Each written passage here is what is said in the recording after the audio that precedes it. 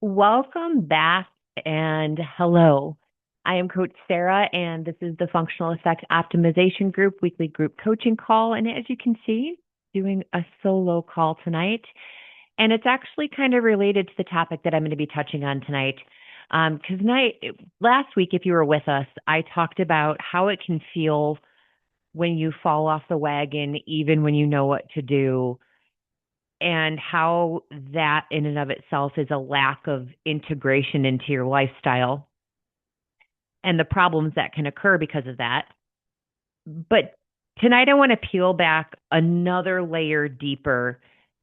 And because for many people, what they experience when they keep having to start over again, it's not about finding a rhythm with their consistency. Um, But for many people, and I have felt like this myself before, it's feeling like you don't even have enough space to be consistent in the first place. And the whole reason that Tyler isn't sitting here with me on the call tonight is because I sent him out for a walk.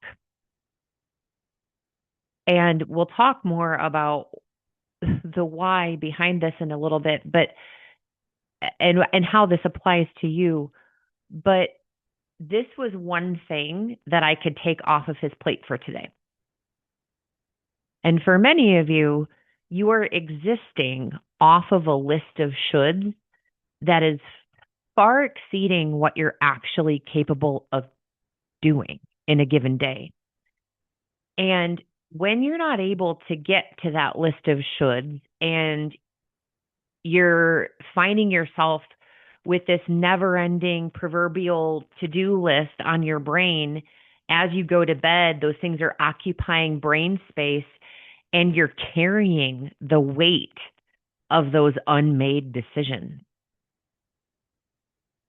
And carrying the weight of those unmade decisions has you living in a space of where you are consistently shoulding yourself. I should be doing this. I should be getting to that. I should. And you end up doing what I call shoulding your pants, which is where you are never able to get into a rhythm with anything. And everything is a quarter, an eighth, a half finished.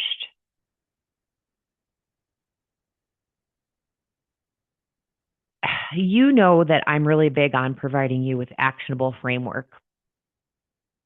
And the one that I'm going to be giving you tonight might possibly be the oldest, for me, the most archaic framework that I've used with my clients throughout the years as a coach when it comes to simplifying things when they are existing in this space of shoulding themselves.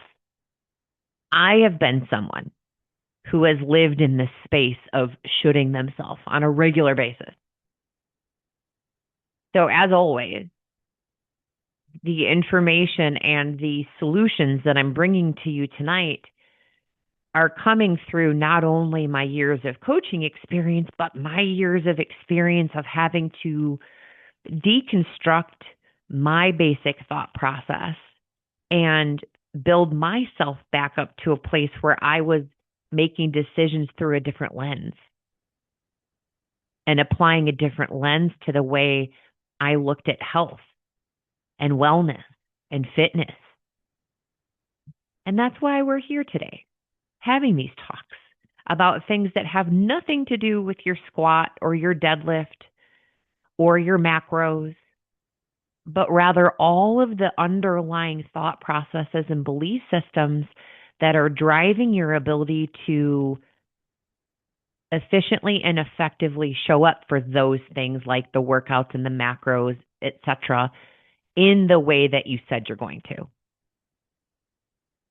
Because the single biggest thing that separates my clients that see massive success from the ones who feel frustrated and stuck is their ability to find a rhythm with consistency, but only with the things that actually really matter.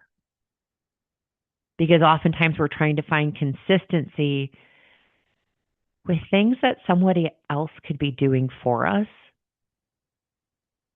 And we're going to break that down into a system because I want you to simplify your life. There is nobody that when you die is standing at the pearly gates with a trophy for the person who did the most stuff. No one. No one's going to be getting a trophy or a gold sticker for having the most things checked off their proverbial to-do list. You get one body, you get one lifetime, and it's time to start making decisions that serve you and letting go of the things that don't. And so I guess the question that remains is how do you do that? And what lens do you have to start looking through? Well, it's a three-step process of how you can figure out what things need to stay essential and stay on the to-do list and which things you get to offload because there's three different ways that you can offload the things that are non-essential. And when I say essential, an essential thing is something on your to-do list that only you are equipped to do. And I'm going to pause right here because many of us, this is where our problem lies. We have built a world around ourselves where we are the only person who is equipped to do that to-do list, but it's because we've never empowered anyone else around us to do it. Or we have never set the expectation that we aren't if you live in a family and you have other people that live in your household, that you are not the solo person who is responsible for all things within your household. Because there are a lot of moving parts and working parts within a household. And if there are people that share the space with you, then there is a time and a place to be doing the first thing that I'm going to recommend in my 3-part lens, which is delegate. Many of us who are going to watch this video are very bad at delegating. And this is something that really challenged me for a long time. And I'm still actively working on this. And if Tyler were here with me on the call tonight, he would be vigorously nodding his head yes, because it is somewhere where I still need to be digging in and doing the work. But delegation is a skill. And so what things on your to-do list, you might not want to delegate them. You might actually even enjoy doing some of these things. But if you are somebody who is living in a perpetual state of overwhelm and unable to show up for yourself and do the things that you need to do to be the healthiest version of yourself, you need to start getting better at this skill. Delegation will become your superpower. So looking at that to-do list, what can you start delegating to someone else within your household? And if it's not someone else within your household, or there is no one else within your household, how can you reach within your friend group, your church community, and even hiring out to delegate things? Meal prep is a perfect example of something that can be delegated to the Whole Foods hot bar section. They have a new hot bar offering that gets you a large tin of their hot bar food. So like grilled chicken, there's different vegetables, there's different potatoes available. And it's roughly 4 to 5 meal prep containers worth of food for $35. And you just delegated your meal prep to Whole Foods. So delegation doesn't have to actually even be to a real life person. Delegation is simplifying and letting someone else complete the task for you. So, where on your to do list can you start getting better at delegating? I'll ask you that one first. I want you to think about that, ruminate on it for a second, and write down some places in your to do list where that thought process is applicable. Where can you start delegating things out? Where can you start asking for help? Asking for help and delegating are essentially the same thing. The second lens that we're going to start looking through when it comes to your to do list is what can you start deferring, or what could you defer on that list to a different time, to a different place, or to a completely different part of your calendar, even. What can be deferred? Because a lot of times we're living in a space where we feel like everything is urgent and important. And in reality, we need to reassess what is urgent and important. So think about it like a 4-part matrix and separate out your to-do list into upper left quadrant is your urgent and important. Your upper right quadrant is urgent and unimportant. Your lower left quadrant is non-urgent but important, and your lower right quadrant is non-urgent and non-important. Start separating out your to-do list into these 4 quadrants, and you will quickly see what can start being deferred simply by separating things out.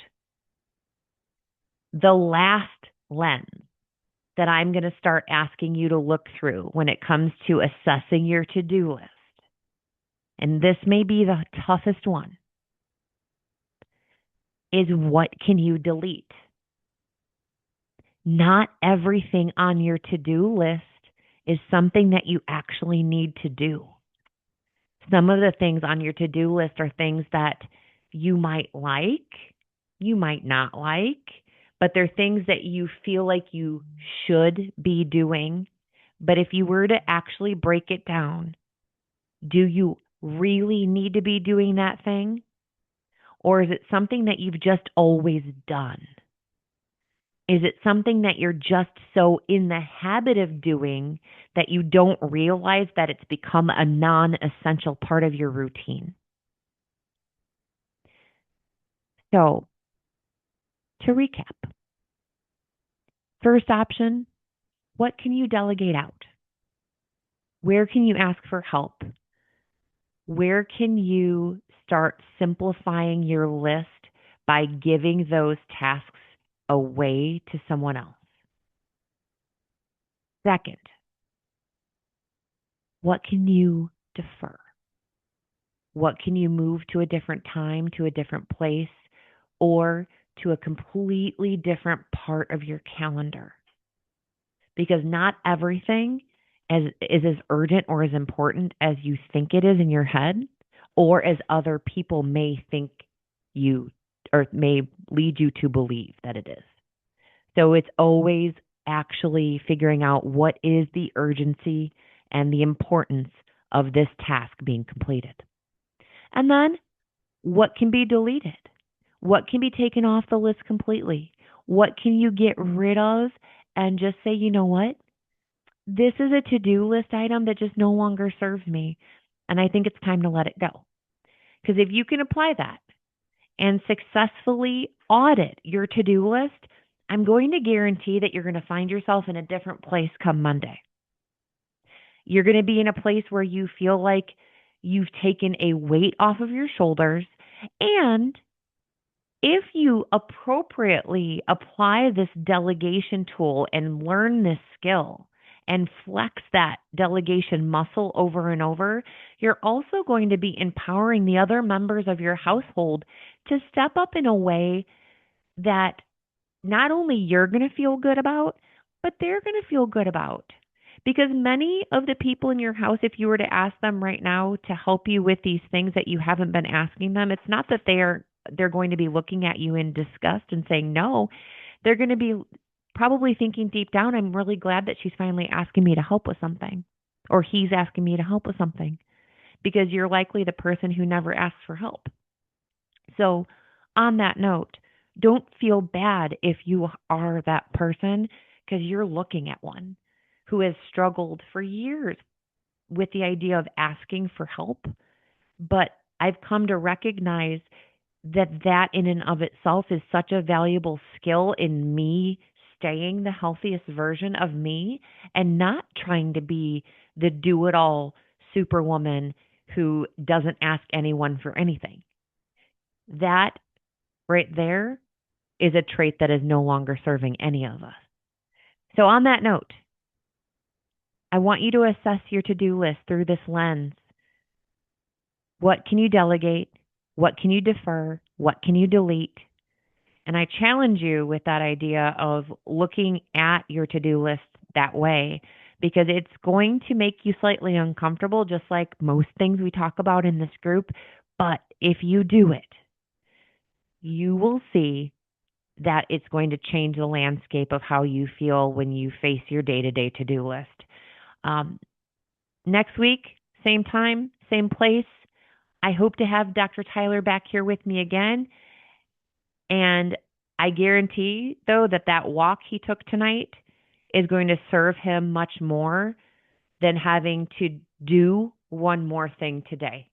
And I encourage you, again, to be thinking about your to-do list through that same lens. It might be something I know Tyler likes to be here on the calls. He enjoys being with you guys, but he needed the walk more than he needed to be on the call. And I encourage you to be asking yourself, what do I need to be doing in that same vein? That maybe it's even something that I enjoy and I like, but maybe just today it's not fitting, so that I can make room for what my body actually needs. On that note, I'll talk to you guys next week. And always remember, you deserve to feel your best.